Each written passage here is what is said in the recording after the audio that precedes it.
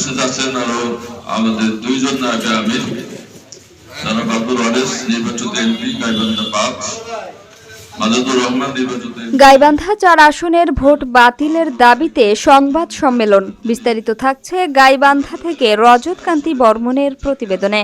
ত্রয়োদশ জাতীয় সংসদ নির্বাচনে গাইবান্ধা ৪ আসনের ৫টি কেন্দ্রে ভোট কারচুপির প্রতিবাদে সংবাদ সম্মেলন অনুষ্ঠিত হয়েছে। শনিবার দুপুরে গাইবান্ধা জেলা জামায়াতে ইসলামীর আয়োজনে শহরের দলীয় কার্যালয়ে এই সংবাদ সম্মেলন অনুষ্ঠিত হয়।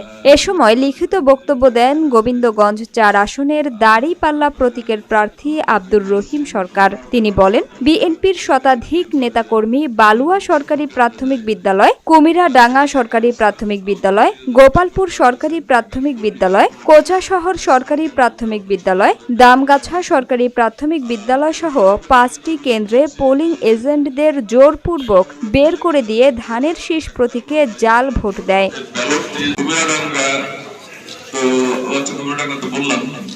তিনি আরও অভিযোগ করেন, তিনি এসব অনিয়মের কথা জানতে পেরে ভোট কেন্দ্রে গিয়ে প্রিজাইডিং অফিসারকে ব্যবস্থা নিতে বললে বিষয়টি আমলে নেয়নি। পরে তিনি সহকারী রিটার্নিং অফিসার ও রিটার্নিং অফিসারকে প্রাথমিকভাবে মৌখিক অবহিত করে লিখিত অভিযোগ করেন। অভিযোগ সমূহের বিপরীতে ছবি, ভিডিও ফুটেজ ও প্রত্যক্ষদর্শী সাক্ষী রয়েছে বলে জানান তিনি। প্রার্থী আব্দুর রহিম সরকার অতি দ্রুত এসব কেন্দ্রের ফলাফল বাতিল করে পুনরায় ভোট গ্রহণের দাবি জানান। সংবাদ সম্মেলনে জেলার জামায়াতে ইসলামীর দলীয় সংসদ সদস্যরা সহ জামায়াতের নেতাকর্মীরা উপস্থিত ছিলেন।